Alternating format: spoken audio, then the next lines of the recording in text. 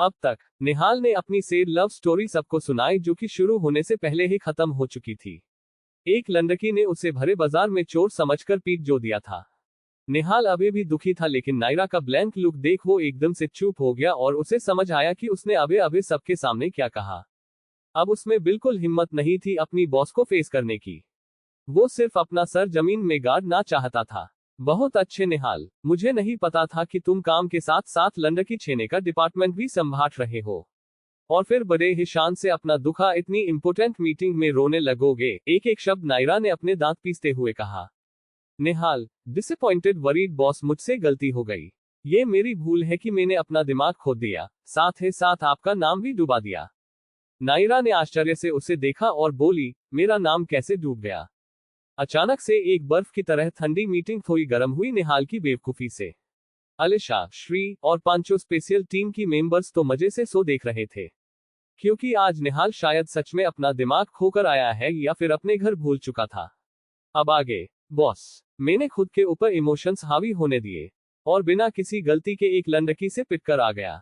मैं बहुत उदास था क्योंकि मेरी इमेज का भरता बनाने वाली मेरी ही होने वाली घरवाली निकली।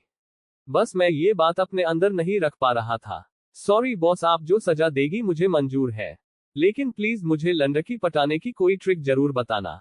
निहाल ये सब बोलकर काफी शांत और अच्छा महसूस कर रहा था। वो अपना सर झुकाकर अपनी गिल्टी की सजा सुनने का इंतजार करने लगा। तभी नायरा की शांत आवाज उसे सुनाई दी, ठीक है, तुम इसके लिए कृषा के पास जा सकते हो, और मुझे खुशी हुई ये सुन के कि तुमने किसी मासूम लड़की पर अपना जोर नहीं अपनाया।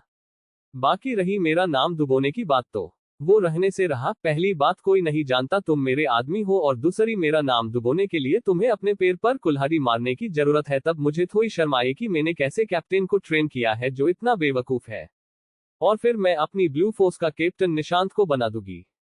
तुम ऐसा करके देख सकते हो, फिर देखो नाम डुबाकर मैं कैसे तुम्हारा नामो निशान इस दुनिया से मिटाती हूँ। नायरा बिना किसी भाव के निहाल को घूरते हुए बोली। निशांत, जो ब्लू फोर्स के स्पेशल टीम का लीडर था, उसने अपनी बॉस और बड़े भाई को देखा और अपना सरना में हिलाया, जैसे इनका कुछ नहीं हो सकता। निहाल तो नायरा की धमकी सुनकर कांप गया और बोला, बॉस। वो शब्द मेरे मुंह से फिसल गए। प्लीज आप गुस्सा मत होइए, मैं अब कभी अपनी पर्सनल और प्रोफेशनल लाइफ मिक्स नहीं करूंगा। ये आखिरी बार था। नायरा, अनअम्यूज्ड। फिर एक बार सब सीरियस हो चुके थे, क्योंकि निहाल ने अपनी जैसलमेर की रिपोर्ट नायरा को पका दी थी। नायरा बड़े ध्यान से उस फाइल को पढ़ रही थी। ये फाइल किसी और की न हो बल्कि लीला रस्तोगी की है, जिसके सिलसिले में निहाल जैसलमेर गया हुआ था। नायरा जैसे जैसे फाइल के पेज पलट रही थी, उसका चेहरा गंभीर होता जा रहा था। सभी की नजर निहाल और नायरा पर ही थी। निहाल ने एक नजर सबको देखा, और फिर जब उसे लगा कि बॉस ने फाइल ऑलमोस्ट पढ़ ली है, तो उसने बोलना शुरू किया। लीला रस्तोगी एक मिडिल क्लास फैमिली से बिलोंग करती थी, लेकिन अचानक उनकी फैमिली अमीर होने लगी और उन्होंने खुद का बिजनेस शुरू किया।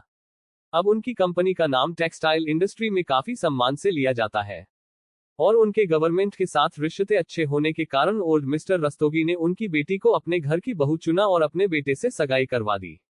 नायरा ने एकटक फाइल को देखते हुए कहा, अचानक से पैसा आना बिना किसी इनकम सोर्स के तभी ही पॉसिबल है जब किसी ने बड़ा हाथ मारा हो। बैंक लूटना, किडनैप करना या ब्लैकमेल। निहाल को भी यही शक था, इसलिए उसने तुरंत जवाब दिया, हाँ बॉस। इन्होंने कोई तो जाल बुना था जिस वजह से इन लोगों को पैसे की दिक्कतें नहीं हुई जब तक कि लीला रस्तोगी शर्मा फैमिली में लौट न आए। नायरा और बाकी सबके कान खड़े हो गए। निहाल की बात सुनकर श्री ने गंभीर होते हुए कहा, क्या मतलब है तुम्हारा? लीला रस्तोगी गायब हो गई थी। निहाल ने सर हिला दिया और नायरा को देखकर बोला, बॉस, लीला रस्तोगी पूरे 16 साल कहाँ थी कोई नहीं जानता, और दुनिया के सामने ये बताया गया कि शर्मा फैमिली की बड़ी बेटी उनके रिश्तेदार के घर रहकर अब्रॉड में पढ़ाई कर रही थी। क्या तुम्हें इस बारे में कुछ पता चला कि वो कहाँ थी और उसके गायब होने के दौरान उनकी फैमिली को कौन पैसे भेजता था? नायरा कुछ सोचते हुए निहाल से कहा।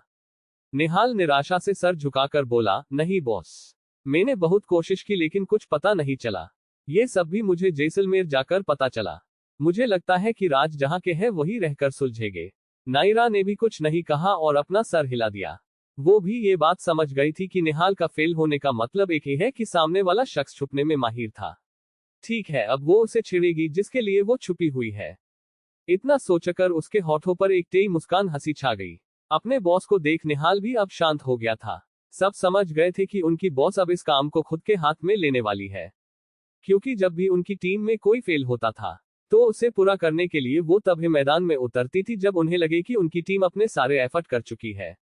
ग्रीनलैंड कॉम्प्लेक्स मोरपंख विला के अंदर आर्यन सोफे पर बैठा था और उसके सामने उसके डैड और महेंद्र कपूर बैठे थे।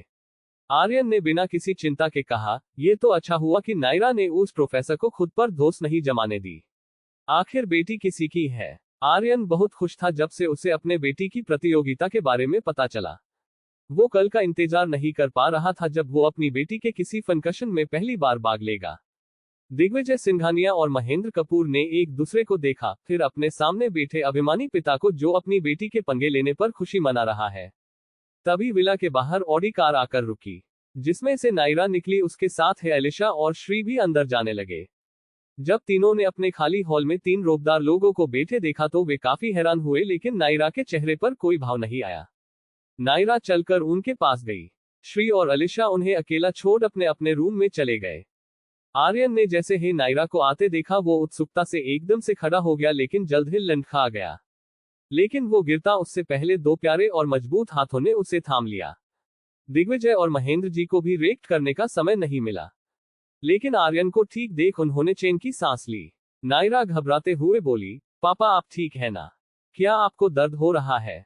आर्यन ने अपनी प्यारी बेटी को देखते हुए कहा, जब तक हमारी राजकुमारी हमारे पास है भला हमें कुछ हो सकता है। नायरा ने आर्यन को अच्छे से बैठाया और बोली, आपको अब अपना ध्यान रखना है, चाहे हम आपके पास हो या ना हो, समझे आप? आर्यन ने अपने कान पकड़कर कहा, ठीक है राजकुमारी, गलती हो गई आपके पापा से, माफ कर दीजिए। नायरा ने उनके हाथ पकड़ लिए।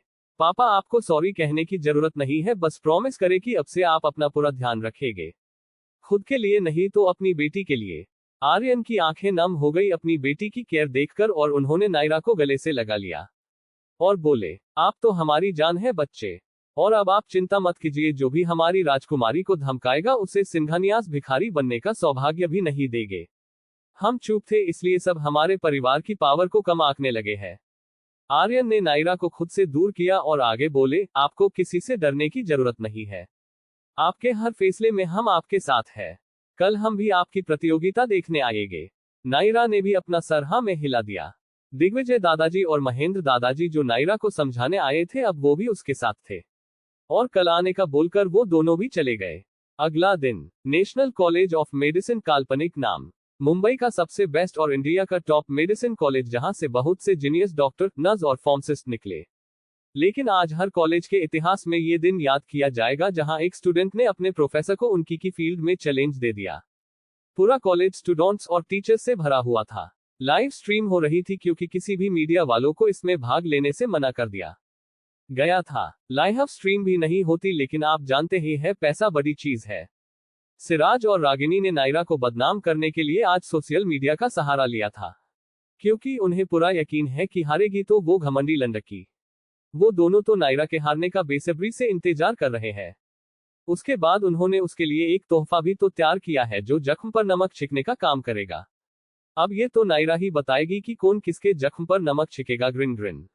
दूसरे बहुत से कॉलेज से स्टूडेंट्स आए हुए थे जो हिना शाह को सपोर्ट कर रहे थे। वहां का ग्राउंड एक स्टेडियम से कम नहीं लग रहा था, जहां पर ज्यादातर लोग उसी पार्टी की तरफ थे जिसका पलड़ा भारी था। टीचर्स तो खुलकर कुछ कह नहीं पा रहे थे, लेकिन शाह फैमिली के चमचे उनका गुणगान करते नहीं थके। बेचारे उन टीचर्स के कान सड़ाने के लिए वो शाह फैमिली को कोस रहे थे और उस बेगैर अभिमानी औरत को सबक सिखाने वाली को सपोर्ट कर रहे थे। जूही और अनाया दोनों नायरा का इंतजार कर रहे थे।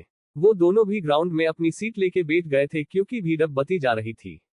तभी चारों तरफ शोर होने लगा क्योंकि शाह फैमिली ने कॉलेज पहुंच चुकी थी। पूरे ग्राउंड में शोर होने लगा, जिसे देख हिना शाह खुद को एक सेलिब्रिटी जैसा फील कर रही थी। वह आज बहुत खुश थी क्योंकि आज वो दिन था जिस दिन वो अपने सामने खड़े रहने वाले और नजर उठाने वालों को एक अच्छा सबक सिखाएगी। यही सब मन में सोचते हुए वो अपना सर उठाकर सबके उत्साह से झूलते अपने बोर्ड लिए स्टूडेंट्स को देख अपना हाथ हवा में लहराकर उनके सपोर्ट को सराह रही थी। उसके होठों पर एक घमंड की सुंदर सी मुस्कान चिपकी हुई थी। उसके उलट मिस्टर शाह थोड़ा डर रहे थे। ये वो भी नहीं समझ पा रहे थे कि उन्हें खुद की बेटी को लेकर इतना कॉन्फिडेंस क्यों नहीं महसूस कर रहे थे। रागिनी और सिराज ने हिना को थम्स अप किया। हिना शाह भी उन्हें देख मुस्कुराए। तभी वहां 6 ब्लैक मर्सिडीज कार कॉलेज के एंट्रेंस पर रुकी। सबका ध्यान एंट्रेंस पर था कि ये कौन है। ये नजारा किसी हाई क्लास पार्टी से कम नहीं लग रहा था। तभी उन गाड़ियों की कतारों को और भी कई लग्जरियस कारों ने ज्वाइन कर लिया। अब वहां 6 नहीं बल्कि पूरी 12 कारों का काफिला खड़ा था। उन 6 ब्लैक मर्सिडीज में से बहुत सारे बॉडीगार्ड्स निकले और बीच वाली कार का डोर खोला। दरवाजा खुलते ही एक चमचमाता जूता बाहर निकला और सभी स्टूडेंट्स दर्शक की नजर वही थम गई। उस कार से शख्स निकला जिसकी पर्सनैलिटी देख सबकी नजर उसका चेहरा देखने को आतुर हो गई। लेकिन वो कोई ऐसा नहीं था जिसे कोई भी बिना उसकी मर्जी के ना ही मिल सकता है और ना उसका चेहरा देख सकता था। उन सभी बॉडीगार्ड्स ने उस शख्स को घेर लिया था। भले कि उस शख्स के चेहरे पर मास्क था, लेकिन उसकी वो गहरी काली आंखें ही सबको उसका दीवाना बनाने के लिए काफी थी। Height 6 foot 3 inch, muscular body, एक बेहतरीन कॉन्फिडेंट चाल जिस पर हर लड़की फिदा हो जाए। उसका ऑरा काफी खतरनाक था। वहां मौजूद सब लोग ये महसूस कर सकते थे कि ये कोई ऐसा इंसान नहीं है जिससे पंगा लिया जा सके। उस शख्स को जिसने सबका अटेंशन चुरा लिया था। कॉलेज के डीन तुरंत भागकर उनका स्वागत करने गेट के एंट्रेंस की तरफ भागे। सिराज, रागिनी और हीना तीनों एक साथ बैठे थे। उन्होंने भी उस इंसान को देखा और भौचक्का कर रह गए, क्योंकि वो जानते थे कि ये आदमी इस कॉलेज का डायरेक्टर था जिसे आज तक किसी ने नहीं देखा। उनका उसे पहचानना इसलिए मुमकिन था क्योंकि उनके डैड इस कॉलेज के ट्रस्टी है। एक बार किसी मीटिंग में वो उसकी एक झलक देखने में कामयाब हो गए थे। डीन मास्टर, मुझे तो यकीन नहीं हो रहा आप आज इस छोटे से चैलेंज के लिए कॉलेज आए हैं। क्या मैंने आपको किसी तरह नाराज कर दिया जो आपको खुद यहाँ आने के लिए मजबूर होना पड़ा? डीन की बात सुनकर उस शख्स की आंखें गहरी हो गई। उसके पास खड़ा असिस्टेंट तुरंत बोला, क्या मास्टर को अपने ही कॉलेज आने के लिए तुमसे पूछने की जरूरत है?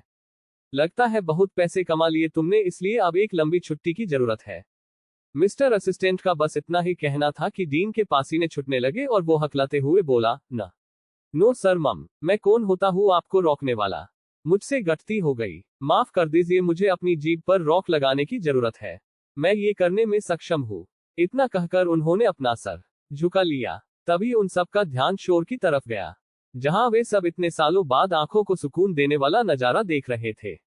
बाकी 6 गाड़ियों से कपूर और सिंघानिया फैमिली निकली। दिग्विजय सिंघानिया और महेंद्र कपूर दोनों इतने सालों बाद आज साथ दिखे थे।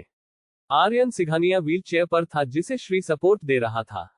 तभी उस भीड़ में से किसी व्यक्ति ने कहा, देखो क्या ये आर्यन सिंघानिया है, बिजनेस वर्ल्ड के जीनियस और आज के टॉप बिजनेसमैन दी कुणाल कपूर के आइडियल। दूसरा इंसान भी हाँ में हाँ मिलाते हुए बोला, बिल्कुल ये वही है। और ये बहुत से बिजनेसमैन के रोल मॉडल है, लेकिन इनका मार्गदर्शन सिर्फ कुणाल कपूर को नसीब हुआ जो खुद अपनी फील्ड में एक बड़ा जीनियस है, लेकिन अब एक मल्टीबिलियनियर भी बन चुके हैं। फिर किसी और की आवाज आए, लेकिन इन्होंने सिंघानियास का फैमिली बिजनेस छोड़ दिया था और अपने बड़े भाई को भीख में सब कुछ दे दिया। बस अपनी कंपनी संभालते थे, लेकिन इनकी बीमारी की वजह से उन्होंने उसे कुणाल कपूर को सौंप दिया था। हाँ, मैंने भी ये सुना था। वो उसे है अपना सब कुछ देंगे क्योंकि कुणाल कपूर उनका होने वाला दामाद बनने वाला था और उनका रिश्ता बचपन में ही तय हो चुका था। लेकिन बड़े अफसोस की बात है कि आर्यन सिंघानिया की बेटी का कोई पता नहीं चला। पता नहीं वह जिंदा भी है या नहीं, उनमें से किसी आदमी ने बोला।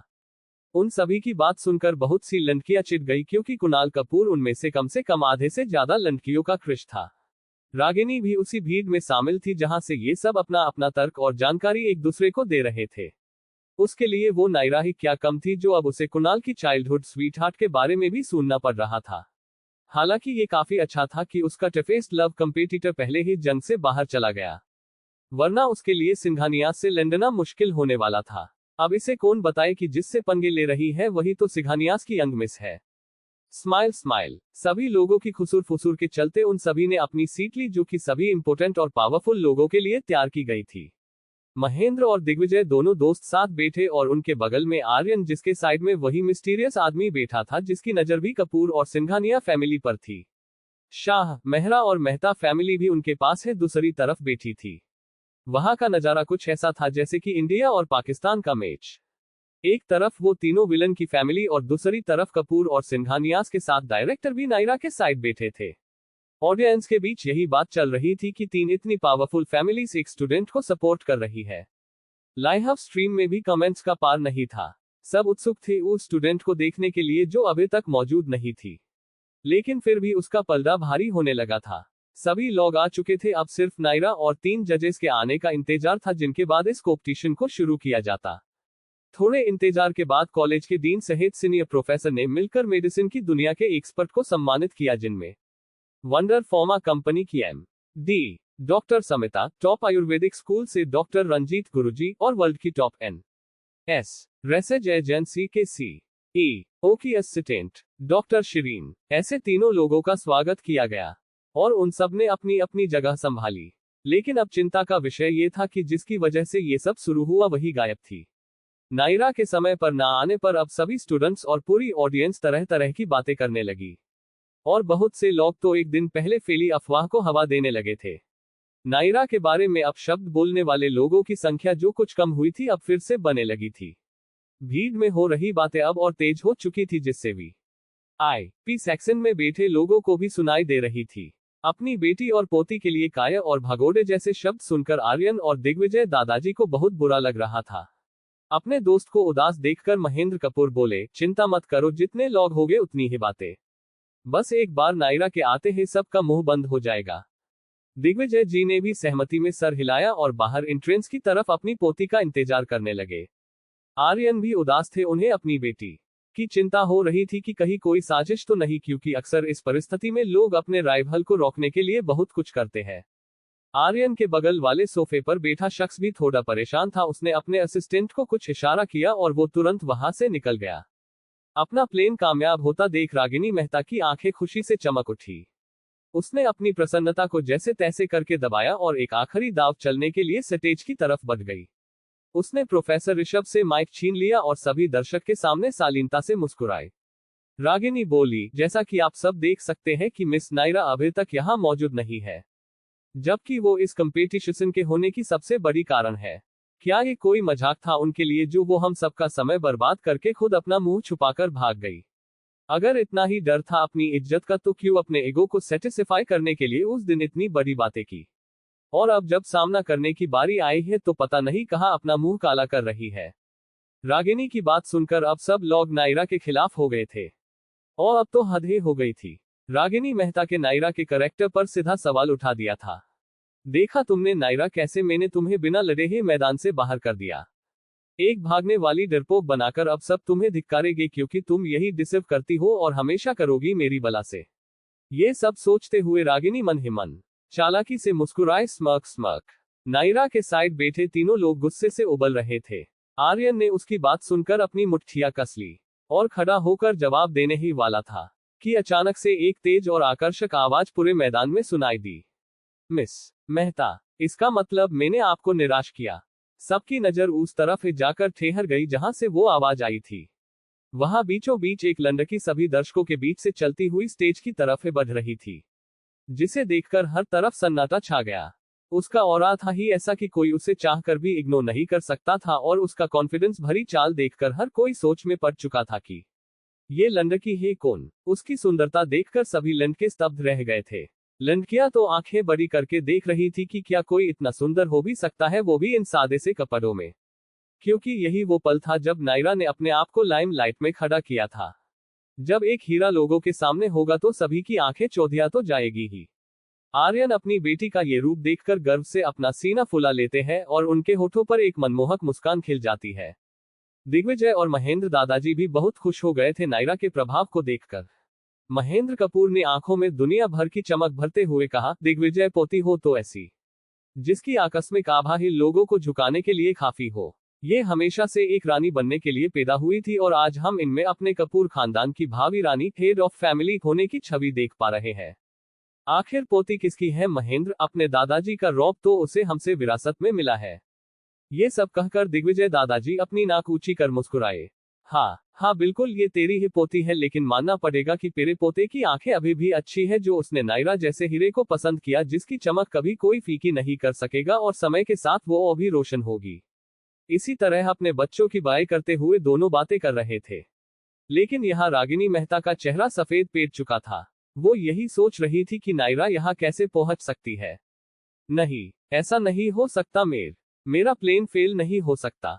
उसकी आंखों के सामने सबूत खुद खड़ा था, लेकिन वो अभी भी पागलों की तरह खुद में बदबदाई जा रही थी। तब तक नायरा भी सबके सामने आ चुकी थी और दूसरा माइक लेकर बोली, देरी के लिए माफ करिएगा मेरे आदरणीय जजेस और प्रिय उत्सुक दर्शक, इतनी शांति बनाए रखने के लिए थैंक यू। स्माइलिंग फेस इतना कह वो मुस्कुराई, लेकिन उसकी मुस्कान सभी को चिढ़ाने वाली थी। फिर वो रागिनी की तरफ देखकर बोली, मिस मेहता क्या आप एक वकील है? नायरा के ऐसे सवाल का अंदाजा किसी को नहीं था। रागिनी भी हैरानी से बोली, नहीं मैं कोई वकील नहीं हूँ। फिर नायरा ने दूसरा सवाल पूछा, तो क्या तुम इस कॉम्पिटिशन की निर्णायक हो? इस बार रागिनी चिढ़ते हुए बोली, नहीं ही। नायरा उसे चिढ़ा देख मुस्कुराए और फिर सबकी तरफ देखकर बोली, क्या हमारे देश में सिक्योरिटी, हेल्थ और एजुकेशन के साथ साथ कैरेक्टर अध्यक्ष का कोई नया पद निकला है जिसमें मिस मेहता एक लीडर का रोल प्ले कर रही है? उसका सवाल सुनकर पूरे ग्राउंड में हंसने की आवाजें गूंजने लगी। उस साइड बैठे मिस्टीरियस शख्स के होंठ भी हल्के से मुड़ गए। खुद को मजाक बनता देख रागिनी मेहता का चेहरा काला पड़ गए। उसने अपने हाथों के नाखून खुद ही अपने हाथों में गड़ा दिए, लेकिन उसके लिए अपना गुस्सा काबू करना बहुत मुश्किल हो रहा था। वहां तो सब लोग नायरा की मंत्रमुग्ध कर देने वाली मुस्कान में खोए हुए थे। वो ये भी भूल गए कि कुछ समय पहले वो सब भी यही भूमिका निभा रहे थे और अब खुद पर ही हंस रहे हैं। जब प्रोफेसर ऋषभ ने देखा कि अब उनकी बॉस की बातें खत्म हो चुकी है, तो उन्होंने मिस मेहता से उसी तरह माइक छीना जैसे उसने किया था और पूरी ऑडियंस को देखकर बोले, अब हमारा इंतजार खत्म हुआ, तो इसी के साथ हम इस कॉम्पिटिशन को शुरू करते हैं। मिस नायरा आप जाकर मिस हीना के सामने वाली अपनी सीट ले। प्रोफेसर ऋषभ के कहते ही नायरा ने अपनी जगह ले ली।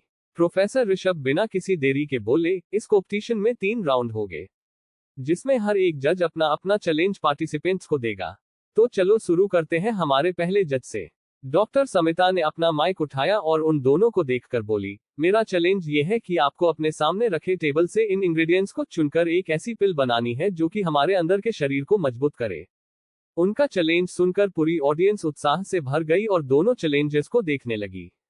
जहां हीना शाह के चेहरे पर कॉन्फिडेंस के साथ एक घमंड की रेखा खींची थी, वहीं नायरा का चेहरा बिना किसी भाव के बस अपने टेबल पर मौजूद जड़ी बूटियों और कुछ केमिकल्स को देख रही थी। तभी प्रोफेसर ऋषभ की आवाज आई, जैसा कि आप सब जानते हैं कि ये कॉम्पिटिशन वेस्टर्न मेडिसिन बनाने का है, जिसमें आयुर्वेद भी शामिल है, लेकिन तारिका वेस्टर्न ही यूज किया जाएगा। तो आप दोनों को सिर्फ 40 मिनट का टाइम दिया जाएगा। तो आपका समय शुरू होता है। अब 3, 2, 1, 0। इतने में ही एक टीम की आवाज से समय शुरू हो गया। ग्राउंड के बीचों बीच स्टेज के सामने हीना शाह और नायरा आमने सामने खड़े थे और अपने हाथों को चलाने लगे थे। हीना शाह आराम से जड़ी बूटियों को चुनकर अपना काम कर रही थी। वहीं नायरा इस सोच में थी कि उसकी टेबल पर सारी आयुर्वेदिक मेडिसिन ही क्यों है, सिवाय कुछ केमिकल को छोड़कर। लेकिन उसने कुछ नहीं कहा, बस अपना फोकस अपने लक्ष्य पर किया और शुरू हो गई। रंजीत जी ने भी ये नोटिस कर लिया था कि दोनों के टेबल पर इंग्रेडिएंट्स काफी हद तक अलग थे, जैसे इसे एक तरफा प्रतियोगिता बना दी गई हो। उन्होंने अपने बगल में बैठी औरत को देखा जिसने ये चैलेंज दिया और इंग्रेडिएंट्स खुद उसके चुने हुए थे।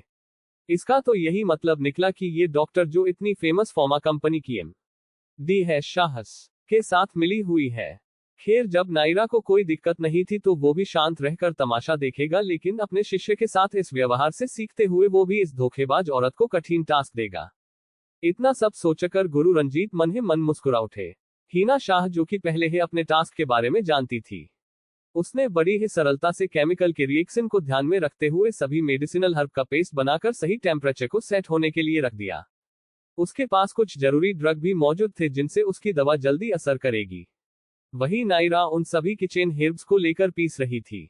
उसकी मॉम ने उसे बताया था कि सबसे नॉर्मल और जल्दी मिलने वाले हर्ब की डिमांड भले ही उतनी ना हो जैसे किसी रेयर हर्ब की, लेकिन इनकी इंपोर्टेंस को कभी कम नहीं आंका जा सकता, क्योंकि हमारा शरीर इन नेचुरल मेडिसिनल हर्ब का आदी होता है। जैसे हल्दी ब्लीडिंग रोकने पर उपयोगी है और एंटीबैक्टीरियल है, जिससे कोई भी इन्फेक्शन शरीर पर नहीं होगा, उसी तरह नीम, अदरक, आंवला, जिसे डॉक्टर ऑफ मेडिसिन भी कहते हैं, तुलसी आदि। लेकिन इन सब के अलावा नायरा के टेबल पर 1-2 बहुत ही रेयर हर्ब्स थे, जिसकी वजह से वो अपनी पावर पिल बनाने में उन ड्रग्स को मात दे सकती थी जो उसके पास नहीं थे।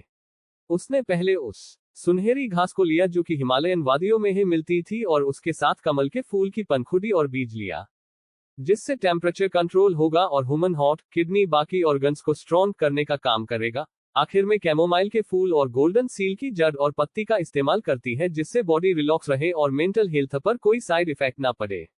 कुछ केमिकल्स और फॉर्मूलास को यूज करके नायरा ने अपनी मेडिसिन का बेस तैयार कर लिया था। अब सबसे कठिन टास्क ये था कि उसे मेडिसिन बनाने वाली चिमनी या फिर मशीन में कम से कम दवा खराब होने के लिए दुआ भी जरूरी थी। हर कोई गंभीरता से उनकी सभी प्रतिक्रिया को देख रहा था। जैसे ही समय पूरा होने पर घंटी बजी वैसे ही तीनों जज अपनी जगह से पार्टिसिपेंट्स की तरफ आए। सबसे पहले प्रोफेसर हिना की बारी थी। जब उन्होंने उस मशीन को खोला तो उसमें पूरे 10 बेचों में से 8 दवाई सुरक्षित एकदम सलीके से बनी हुई थी। बारी बारी उन तीनों ने उसकी मेहक ली और एक खास मशीन से उसकी जांच की जिसमें दवा को पूरे 10 में से 10 पॉइंट मिले।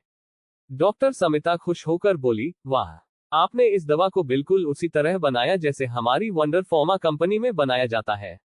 बिना किसी गिल्टी के दवा को तैयार करने के लिए आपको बधाई। उनकी बात सुनकर हिना के चेहरे पर 440 वोल्ट की स्माइल चिपक गई। डॉक्टर रंजीत जी ने सहमति में अपना सर हिलाकर कहा, डॉक्टर समिता का कहना बिल्कुल सही है, आपका दवा बनाना बिल्कुल ऐसा था जैसे वंडर फार्मा कंपनी के मेडिसिनिस्ट ने खुद आपको सिखाया हो। यही नहीं, उसका टेम्परेचर, मात्रा सब एकदम सेम है, बहुत खूब। इतना कहकर वो हंसे। शिरीन जो कि शांत थी मगर रंजीत जी की बात सुनकर अपनी हंसी नहीं रोक पाए और हंसने लगी। उसे हंसता देख हिना शाह का चेहरा जो रंजीत जी की बात सुनकर थोड़ा अजीब हो गया था लेकिन उन्हें खुद पर हंसता देख अब पूरा ही उतर गया। डॉक्टर समिता भी अजीब महसूस कर रही थी लेकिन उन्होंने कुछ नहीं कहा। फिर तीनों नायरा के पास पहुंचे। जब उसने उस दवाई बनाने वाली मशीन को खोला तो नजारा कुछ ऐसा था। पहली दवा खराब, दूसरी खराब, तीसरी खराब, बाकी की 7 दवा एकदम बेहतरीन ढंग से तराशी हुई थी। नायरा को देखकर डॉक्टर समिता पटाख से बोली, ये क्या, तुम तो गिनती में ही हार गई। अब इसे जांचने का क्या है मतलब, मिस हिना की एकदम परफेक्ट है और उनकी दवा को भी उच्च अंक मिले हैं जो कि बहुत ही कम साइड इफेक्ट के साथ बनाई गई है। उनकी इस तरह की डिमोटिवेशन भरी बातों को सुनकर नायरा को कोई फर्क नहीं पड़ा और वो बिना किसी लाग लपेट के बोली, अगर आप नहीं परखना चाहती ये केवल आप पर निर्भर है, मैं मजबूर करने वाली कोई नहीं। उसका इतना स्ट्रेट फॉरवर्ड अंदाज सबको लुभा गया लेकिन डॉक्टर समिता की मुस्कान जो उसे चिढ़ा रही थी अब वो बेरंग हो चुकी थी। उसे नहीं लगा था कि ये लंडकी इतनी अहंकार पसंद होगी कि एक जज को पूरी तरह से सबके सामने त्याग देगी।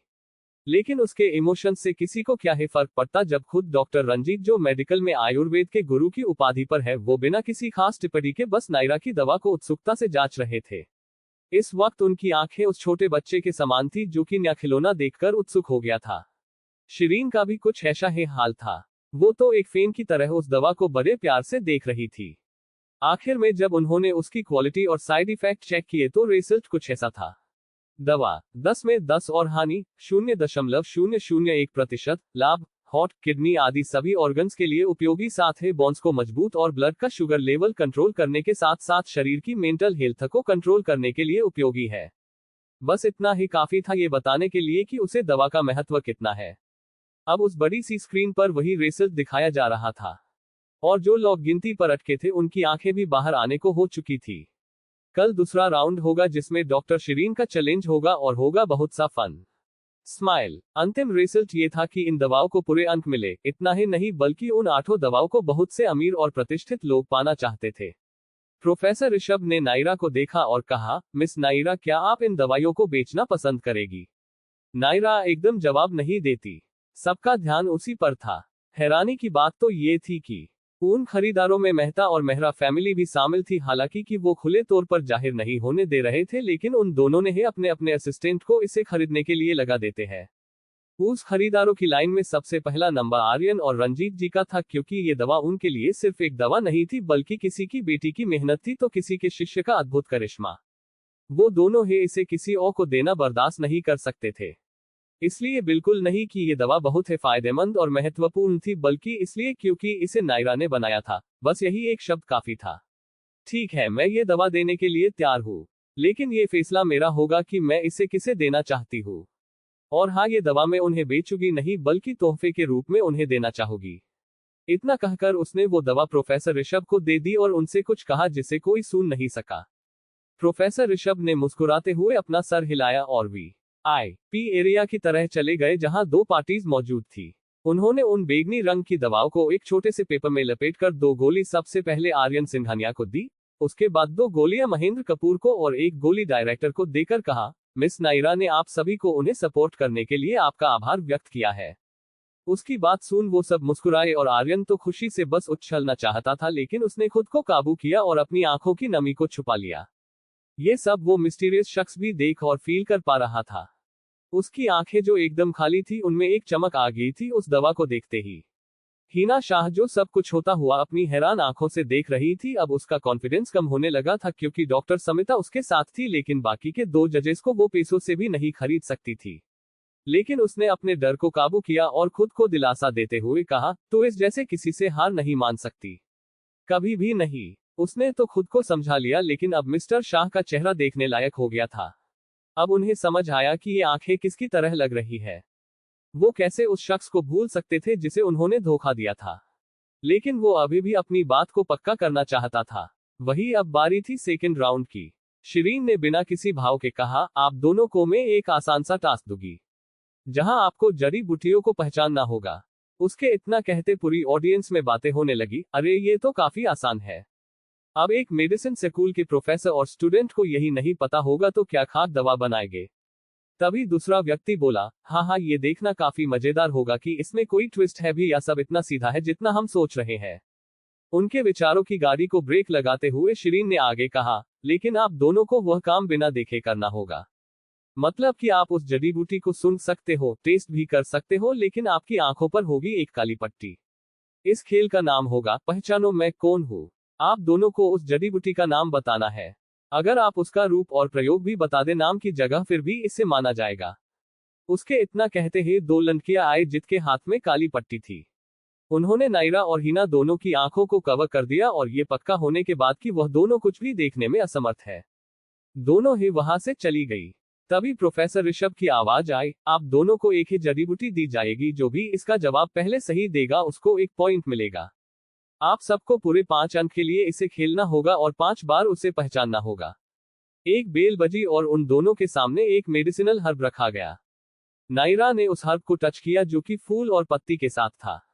उसे जरा भी देर नहीं लगी ये पहचानने में कि ये कौन सी जड़ी बूटी है जिसका इस्तेमाल दवा बनाने में किया जाता है। लेकिन फिर भी वो चुप रही और प्रोफेसर हिना के कुछ बोलने का इंतजार करने लगी। वही प्रोफेसर हिना बड़े ही असमंजस में थी कि आखिर ये कौन सा फूलों वाला दवा का पेड़ हो सकता है। हिना शाह ने फूल की स्मेल ली, लेकिन वो पक्के तौर पर कुछ नहीं कह सकती थी। जब दर्शक ने उसे फूल को देखा तो तुरंत ही पहचान गए, क्योंकि वो फूल आमतौर पर लोगों के बगीचे में आसानी से पाया जाता था। हिना शाह ने कुछ सोचा और बोली, क्या ये मैरीगोल्ड की तरह कोई फूल है?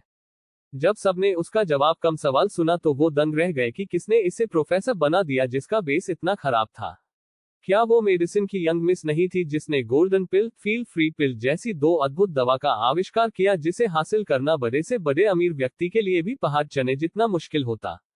खैर, जब उसे कोई जवाब नहीं मिला तो वो सोचने लगी क्या उसने कुछ गलत कह दिया। तभी उन सबको दूसरी तरफ से आवाज आई, यह एक फूल है जिसे आयुर्वेद में एक मेडिसिन प्लांट की उपाधि दी गई है। अगर मैं सही हूं तो इसका नाम रोसी पेरिविंकल है और आसान हिंदी में इसे सदाबहार का फूल कहा जाता है। इसका यूज कैंसर मेडिसिन और लुकीमिया जैसी बीमारी की दवा बनाने में किया जाता है। जो लोग हिना शाह को जलील कर रहे थे, अचानक उन्होंने महसूस किया कि ये स्टूडेंट तो कोई जीनियस ही होनी चाहिए। उसका जवाब सुनकर तेज तालियों की गूंज पूरे ग्राउंड में फैल गई। लेकिन नायरा को इससे कोई मतलब नहीं था, क्योंकि ये खेल उसके लिए बच्चों के खेल के समान था। हालांकि वो समझ चुकी थी कि शिरीन हिना शाह के घमंड को बुरी तरह से रोक देना चाहती थी। ठीक है, वो ऐसा होने देगी और अपने साथी का बदला उस तरह लेगी जैसे वो चाहती है। इसी तरह सेकंड राउंड खत्म हो गया, लेकिन हिना शाह एक भी जवाब देने में सक्षम नहीं थी। अपने आलोचना सुनते हुए हिना पर गुस्से के बादल मंडराने लगे थे। वो स्वीकार नहीं कर सकती थी कि वो एक मामूली सी छात्रा से हार रही है। सेकेंड राउंड के बाद एक ब्रेक हुआ जिसमें दोनों पार्टी खाना खा सके और फिर आखिरी पड़ाव के लिए अपने दिमाग को तैयार रखे। इस ब्रेक में नायरा थोड़ी देर अकेले रहना चाहती थी। उसे कुणाल के कॉल आने की उम्मीद थी, लेकिन सुबह से ही उसका कोई पता नहीं चला है। वो थोड़ा दुखी थी और उससे कहीं ज्यादा चिंतित कि वो ठीक तो है ना। ब्रेक में सभी लोग वहां चले गए जहां खाने की व्यवस्था की गई थी। ये सब कॉलेज के ट्रस्टी ने ऑर्गेनाइज किया था। बहुत से कॉलेज के स्टूडेंट और प्रोफेसर आए हुए थे और उनके पेरेंट्स जो इसे देखना चाहते थे। वह सभी अमीर फैमिली से थे, तो कॉलेज का उनकी खातिरदारी करना तो बनता था अपनी अच्छी प्रेस्टीज के लिए। आर्यन, दादाजी कपूर और दादाजी सिघानिया तीनों उठकर अपनी प्यारी बेटी पोती के पास आ गए। आर्यन नायरा का हाथ पकड़कर बोला, प्रिंसेस, चलो साथ में खाते हैं। नायरा ने अपने पापा की गर्व से भरी आंखें देखी जो उसे ही सम्मान से देख रही थी। आज वो भी बहुत खुश थी क्योंकि ये नॉर्मल बच्चे की तरह वह अपने पापा के सामने अपना टैलेंट दिखा रही थी और पहली बार किसी प्रतियोगिता में भाग लेकर उसे ये खुशी थी कि उसके पापा और दादाजी उसे सपोर्ट कर रहे हैं और उस पर गर्व महसूस कर रहे हैं। ये फीलिंग हर बेटी को एक स्वर्ग का एहसास कराती है जब उसके पिता अपनी बेटी की वजह से प्राउड फील करते हैं। नायरा की आंखें नम हो गई, उसने पाया कि वो बहुत कुछ मिस कर देती अगर वह अपने पापा से ना मिलती। आर्यन ने अपनी बेटी के भावहीन चेहरे पर जब उदासी और आंखों में नमी देखी तो उनका दिल दुखने लगता है। अपनी पकड़ नायरा के हाथ पर कसते हुए कहते हैं, प्रिंसेस आपको किसी ने कुछ कहा? अपने पापा को बताओ, फिर देखो मैं उनसे कैसे बदला लेता हूँ। भले ही मैं अभी कमजोर हूँ लेकिन मेरी पावर और कनेक्शन अभी भी इतने हैं कि मैं बैठे बैठे उनको गायब करवा सकता हूँ। नायरा, जिसने अपने इमोशंस पर काबू पा लिया था, लेकिन अपने पापा की बातें उसके दिल को छू गई। यही सोचकर कि अब वो अकेली नहीं है जो पूरा बोझ खुद उठाए। कुछ लोग हैं उसकी जिंदगी में जो उसके लिए ओवर प्रोटेक्टिव भी हो सकते थे। दिग्विजय और महेंद्र जी ने भी नायरा से कहा, आपको बिल्कुल भी फिक्र करने की जरूरत नहीं है। मेहता, मेहरा और शाह फैमिली हमारे सामने कुछ नहीं है। कपूर और सिंघानिया मिलकर इन तीनों को बर्बाद कर सकती है, बस आप एक इशारा करें हम उन सबको भिखारी बना देंगे। नायरा ने जब देखा कि उसके क्यूट से पापा और दोनों दादाजी अपना रौद्र रूप किसी भी पल दिखा सकते हैं तो उसने उन्हें शांत करते हुए कहा, ऐसी बड़ी बात नहीं है जो आप सब सोच रहे हैं। वैसे भी मैं आर्यन सिंघानिया और तारिणी सिंह की बेटी हूँ, किसी में इतनी हिम्मत नहीं है जो मुझे तंग कर सके। उद्धरण चिन्ह। और मैं रो नहीं रही थी, बस आप सबको देखकर कुछ ज्यादा ही खुश हो गई, इसलिए ये खुशी के आंसू निकल आए। आर्यन, हमें गर्व है आप पर कि आप हमारी बेटी है, लेकिन मुझे ज्यादा खुशी तब होगी लोग मुझसे ये कहे कि मैं नायरा सिंघानिया का पिता हूँ। उनकी इस बड़ी बात सुनकर नायरा ने अपना सर हाँ में हिला दिया। तभी रंजीत जी आए और बोले, अरे इतना क्या संटी हो रहा है? बहुत कम दिन बचे हैं जब सभी तुझे तेरी बेटी के नाम से जानेंगे और हंसने लगते हैं। उनके साथ सभी हंसने लगते हैं। मिस्टर शाह भी उसी तरफ देख रहे थे लेकिन उन्हें सुनाई कुछ नहीं दे रहा। जब उन्होंने रंजीत जी को नायरा पास देखा तो उन्हें लगा कहीं ये गुरुजी नायरा से मिले हुए तो नहीं है। उन्हें ये देखकर भी आश्चर्य हुआ कि कपूर और सिंघानिया फैमिली कैसे इस लड़की को जानती है। तभी उन्हें किसी का फोन आया और उनका ध्यान वहां से हट गया। सबने लंच कर लिया था और अब ब्रेक भी खत्म हो चुका था। अब बारी थी आखिरी यानी कि तीसरे राउंड की। सभी लोग बहुत ही ज्यादा एक्साइटेड थे कि अब क्या चैलेंज होगा। नायरा तो सभी स्टूडेंट की रोल मॉडल बन चुकी थी। वो सब नायरा को जीतते हुए देखना चाहते थे। बहुत से स्टूडेंट्स ने तो नायरा को चेयर करने के लिए बोर्ड्स भी बना लिए थे और लाइव स्ट्रीम पर तो नायरा द ब्यूटी क्वीन नाम का हैशटैग ट्रेंड करने लगा था। जिसका सबको इंतजार था वो एक बार फिर आमने सामने थे, लेकिन जो चीज अलग थी वो एक मशीन थी जिसे तीसरे राउंड के लिए लाया गया था। इस मशीन की मेडिसिन बनाने की टेक्निक ज्यादा एडवांस और टाइम कंज्यूमिंग थी।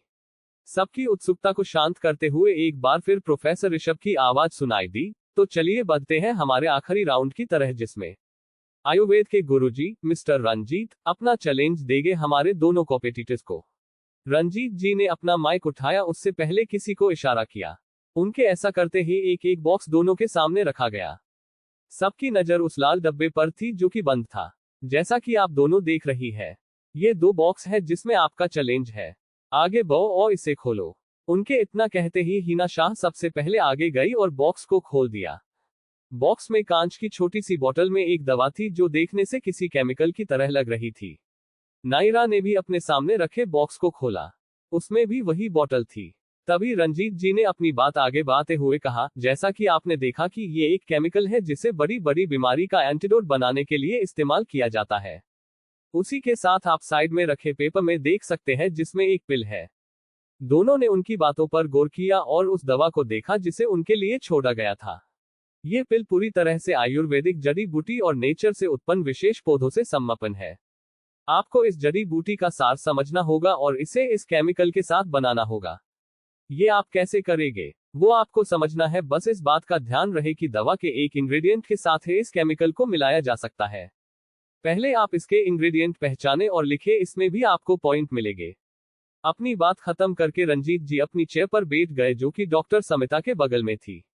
शिरीन थोड़ा परेशान थी क्योंकि वो जानती थी कि नायरा आयुर्वेद के बारे में ज्यादा नहीं जानती। जहां तक रहा इस दवा का सवाल, तो ये जरूर बहुत ही उच्च कोटि की जड़ी बूटियों से बनी होगी। हिना शाह ज्यादा परेशान नहीं लग रही थी। उसने अपने सामने रखी उन जड़ी बूटियों को देखा और दवा को स्मेल करते हुए उन्हें चुनने लगी। नायरा का चेहरा हमेशा की तरह भावहीन ही थी। उसने सबसे पहले उस दवा का पोस्टमार्टम किया और उसे सीधा चख लिया। इसी तरह टेस्ट करते करते उसने जड़ी बूटी को चुना।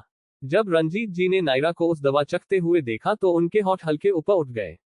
दोनों लोगों ने इंग्रेडिएंट्स की लिस्ट तैयार कर ली थी। अब बारी थी बनाने की।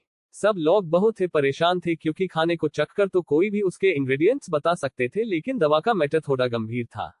ये टास्क दिखने में इसी था क्योंकि उनके पास दवा थी जिसे देखकर बनाना है, लेकिन पूरी 50 जड़ी बूटी में से चुनना बहुत ही परेशानी भरा था, जबकि कि बहुत ही आयुर्वेद प्लांट्स एक जैसे दिखते थे और उनकी खुशबू में अंतर पहचानना बहुत ही मुश्किल काम था। ऐसे ही 2 घंटे बीत गए और सबकी नजर उस विशेष मशीन पर थी जिसमें दवा बन रही थी। जिसका सबको इंतजार था वो घड़ी आखिर आ ही गई। दवा बनकर तैयार थी। हिना शाह ने जब उस मशीन से मेडिसिन निकाली तो वो सब सही से निकल गई। इस बार उसकी एक भी दवा खराब नहीं हुई थी। अब सबकी नजर नायरा पर थी जिसने अपनी दवा निकाली। इस बार भी वही हुआ। पहली दवा फेल, दूसरी फेल, 8वीं भी फेल। सिर्फ 2 दवा सही थी। सभी स्टूडेंट्स दुखी हो चुके थे। हिना शाह काफी खुश थी और उसने एक तिरछी मुस्कान के साथ दूसरी तरफ बैठी रागिनी और सिराज को देखा जो उसे ही देखते हुए चालाकी से हंस रहे थे। शिरीन ने ये नोटिस कर लिया था। वो समझ चुकी थी कि हो ना हो इसमें इन 3 गिरगिट का हाथ है।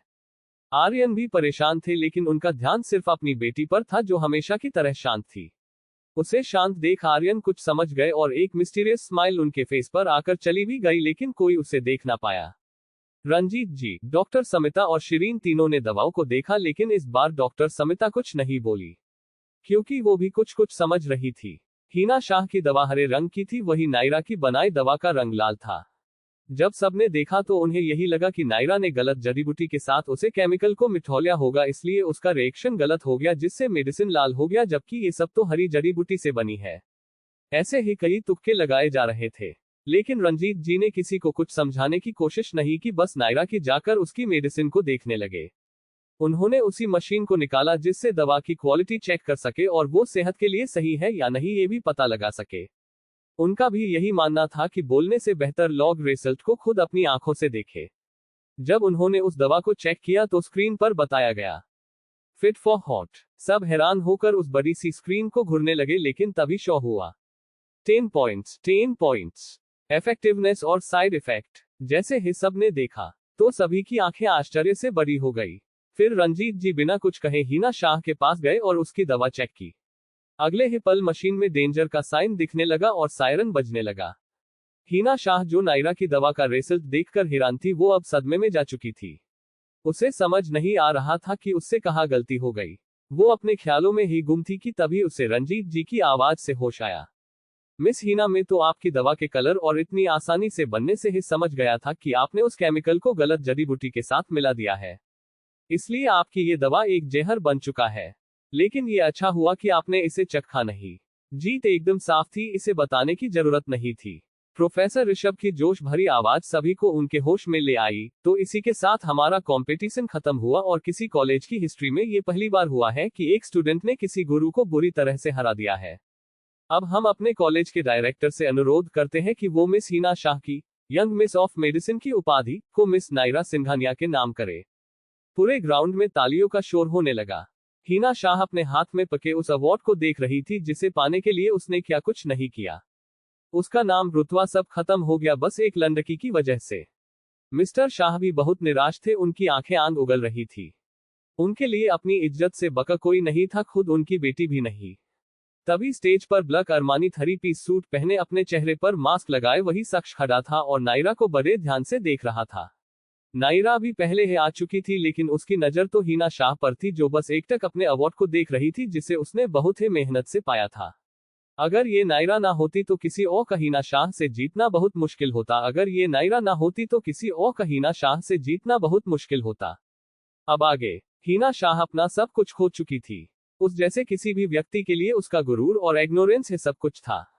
लेकिन अब क्या कुछ शेष बचा था? उसका करियर, इज्जत, घमंड, सब कुछ एक ही पल में चकनाचूर हो गया। इतना क्या कम था जो उससे उसका यंग मिस ऑफ मेडिसिन का टाइटल छीन लिया गया। इसी के साथ उसका गुमान मिट्टी में मिल गया। किस लिए हुआ ये? आखिर क्यों? वो अपना दिमाग खो चुकी थी और हार मान चुकी थी। लेकिन अचानक से उसकी हल्की बुदबुदाहट का जवाब उसे मिला। उसके पीछे से एक तीखी आवाज आई, इन सब की वजह सिर्फ नायरा है, वो लंडकी जिसने तुम्हारा सपना रॉयल क्वीन ऑफ मेडिसिन बनने का तोड़ दिया। अब बिना अपने पुराने खिताब के तुम उस नाम तक नहीं पहुंच सकती हो। ये किसकी वजह से हुआ? सिर्फ इस 2 टके की लंडकी की वजह से। हीना ने जो पहले ही ये सदमा बर्दाश्त नहीं कर सकी थी, लेकिन अब रागिनी मेहता के ये स्पष्ट शब्द उसे समझ आ रहे थे। तुम सही हो, इसका कारण सिर्फ एक है। हीना शाह ने अपनी जलती हुई आंखों से नायरा को देखा और गुस्से से उसकी तरफ दौड़ी। रागिनी मेहता चालाकी से मुस्कुराए और धीरे से बोली, बेवकूफ औरत। नायरा का ध्यान इस वक्त अपने पापा की तरफ जा चुका था, जो उसे बधाई देने आ रहे थे।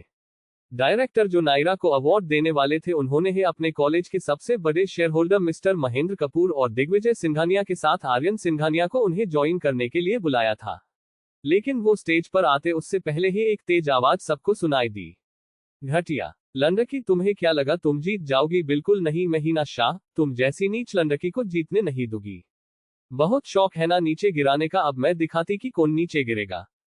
इसी के साथ तेजी से नायरा पर झपटटा मारने के लिए आगे बढ़ी।